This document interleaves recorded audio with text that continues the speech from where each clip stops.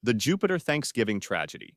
On November 26, 2009, 35-year-old Paul Michael Merhiga arrived 90 minutes late to his cousin's Thanksgiving dinner in Jupiter, Florida. 17 family members had already gathered at Jim and Muriel Sitton's home in an upscale gated community. Paul Merhige had always been on the fringe of family life, rarely attending gatherings. His twin sisters, 33-year-old Carla Merhige and Lisa Knight, had clashed with him in the past. But Paul was still family, and so he was also invited. The table was set, the turkey was carved, and 6-year-old Michaela Sitton had written cards about how thankful she was for her family, stringing them on a clothesline. Paul sat through the entire 3-hour Thanksgiving dinner. He ate turkey. He made small talk. After dinner, the family gathered around the piano for Christmas sing-alongs. Paul smiled and sang along with everyone else. Then calmly, he excused himself and walked out to his car. When he returned minutes later, he was holding a bolt-action Remington 700 rifle. Without warning, without a word, Paul Michael Merhig began firing. He shot his 76-year-old aunt, Raymonda Joseph, then her husband. Despite his gun jamming, he continued on and shot his two twin sisters, Carla and Lisa. Lisa's husband, civil trial lawyer Patrick Knight, tried to intervene and Paul shot him in the stomach. Patrick spent 3 months in a medically induced coma but survived. Then Paul walked calmly toward the bedroom, where 6-year-old Michaela Sitton was sleeping. He entered her room and shot the child in her bed. Seconds later, Paul walked out of the house, got into his blue Toyota Camry, and drove away into the night. He had packed clothes and withdrew around $12,000 in cash in preparation. He disappeared for 38 days while U.S. Marshals and local police conducted a massive manhunt. A $25,000 reward was offered for information leading to his arrest.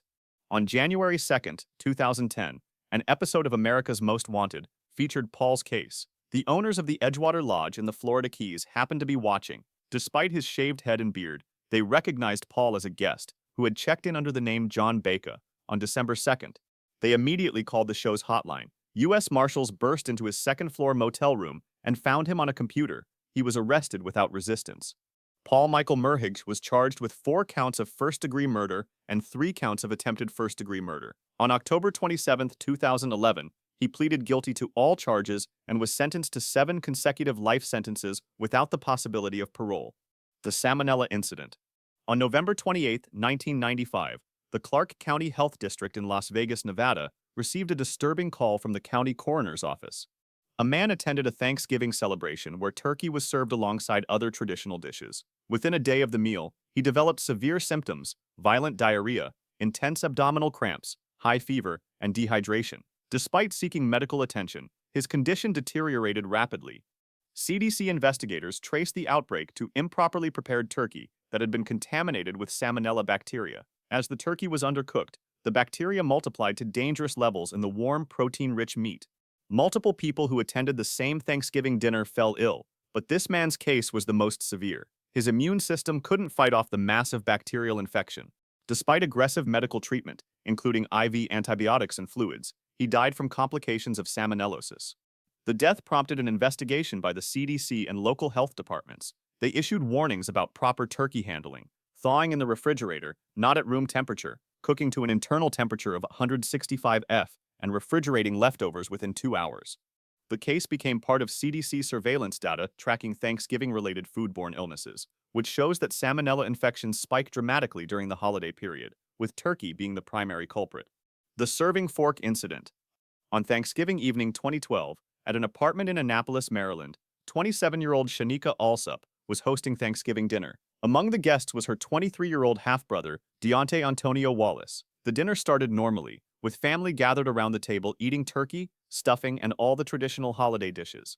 Then an argument broke out. The fight was about something trivial, the food being served. Deontay made a comment about the meal, criticizing how it was made. Shanika took offense. Words were exchanged back and forth across the dinner table, as other family members tried to calm them down. But the argument escalated. Voices got louder. Both siblings were standing now, gesturing and yelling at each other. Other family members backed away from the table, sensing things were getting out of hand. That's when Shanika, in a moment of rage, grabbed the nearest object she could find, a 2-pronged serving fork that had been used to carve the turkey. Without hesitation, Shanika lunged across the table and stabbed Deontay in the neck with the serving fork. Deontay clutched his neck and stumbled backwards. Deontay managed to make it outside to the parking lot of the apartment building, still clutching his bleeding neck. Other family members immediately called 911. When police and paramedics arrived at approximately 9:30 p.m., they found Deontay in the parking lot, with 2 puncture wounds visible at the base of his neck.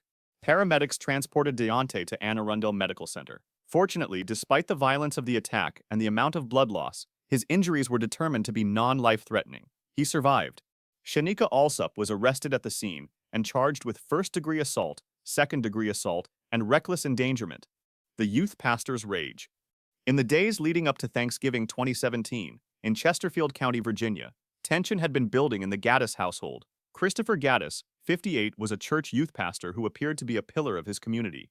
But at home, he was drinking heavily and growing increasingly angry with his stepdaughter, 30-year-old Candace Laukunze, and her boyfriend, 36-year-old Andrew Buthorn, who had been staying with him and his wife for several weeks. The couple had originally planned to stay for just a few days while they got back on their feet, but weeks had passed and they were still there. Christopher's resentment grew daily. 2 days before Thanksgiving, tensions exploded. Christopher, drunk, tried to attack his wife Jeanette. Andrew had to physically intervene to stop him from hurting her. On Thanksgiving Day, the atmosphere in the house was toxic. Christopher continued drinking throughout the day. His anger at having Andrew and Candace in his home had reached a breaking point. That evening, neighbors heard multiple gunshots coming from the Gaddis' residence and immediately called 911. When police arrived, they found Andrew Buthorn lying in the front yard, dead from multiple gunshot wounds. Inside the house, officers discovered an even more horrific scene. Candace Laukunze was shot multiple times and died. Most shocking of all, Christopher's wife Jeanette Gaddis, 58, was also dead. Christopher Gaddis was arrested at the scene. Investigators determined that Christopher had shot all 3 victims during his drunken rage on Thanksgiving evening. Neighbors told police that the Gaddis household had been troubled for months, with frequent arguments and escalating tension. Christopher Gaddis was convicted on all 3 counts of first-degree murder and sentenced to multiple life terms in prison. The 3 victims' families were left devastated, their Thanksgiving holiday forever associated with the senseless violence that took their loved ones.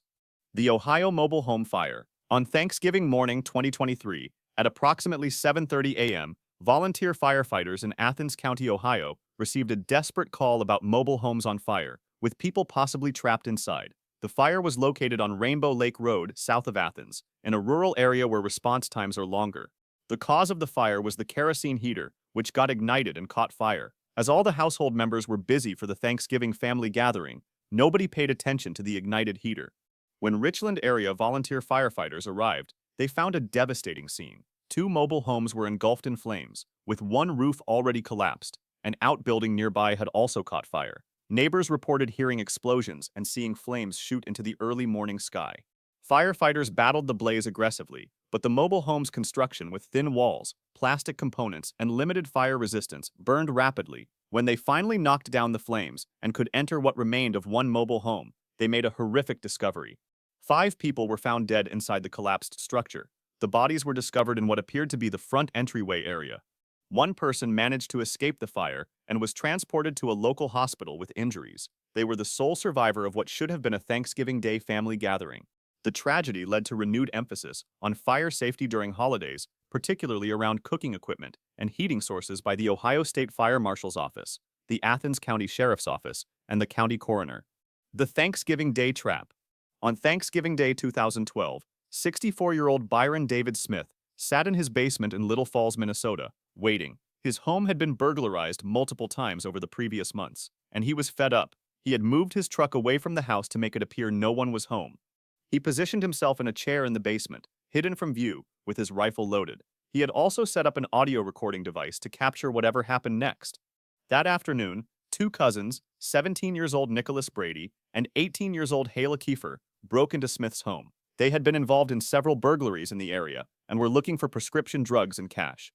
Nicholas entered first, breaking a bedroom window and climbing inside. He made his way down to the basement, unaware Smith was waiting. Smith shot Nicholas twice as he descended the stairs. Nicholas tumbled to the bottom. Then, according to Smith's own audio recording, Smith stood over the wounded teenager and said, "You're dying."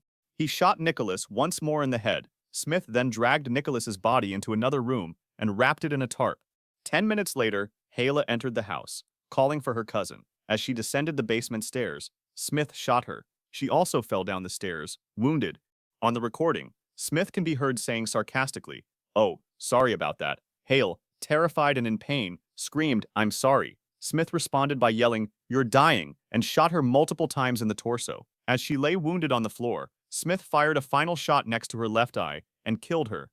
Smith did not call police until the next day, saying he didn't want to bother them on the holiday. When police arrived, he readily admitted to the killings and led them to the bodies in his basement. Smith was charged with 2 counts of first-degree murder. His defense argued he was within his rights under Minnesota's Castle Doctrine, which allows homeowners to use deadly force against intruders. But prosecutors successfully argued that Smith had gone far beyond self-defense. The audio recording proved he had taunted and executed 2 wounded teenagers rather than calling for help. The jury found him guilty on both counts of premeditated first-degree murder. He was sentenced to life in prison without the possibility of parole in April 2014. If you'd like to see more stories like this, make sure to subscribe and feel free to drop suggestions for the next video in the comments.